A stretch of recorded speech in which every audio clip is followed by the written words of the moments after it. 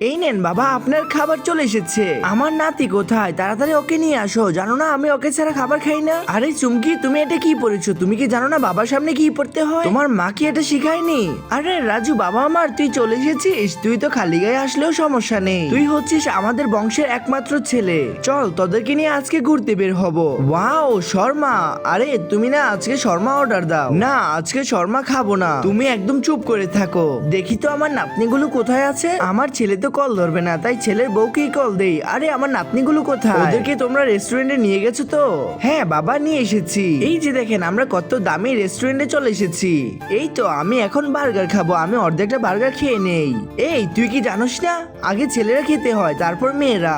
আগে আমার ছেলে রাজা খাবে তারপর তোরা খাবি। নাকি তোদেরকে তোদের মা এটাও শিক্ষা দেয়নি? বন্ধুরা তোমাদের বাবা কি অনেক ভালো একটি বাবা নাকি এইরকম খারাপ বাবা? তোমাদের বাবা যদি পৃথিবীর সবচেয়ে ভালো বাবা হয়ে থাকে তাহলে এই ভিডিওতে লাইক করে চ্যানেলটাকে সাবস্ক্রাইব করে দিয়ে যাবে। আর ভালো বাবা না হলে করার দরকার নেই, শুধু কমেন্ট বক্সে লিখে দিয়ে যাও যে আমার বাবা খারাপ।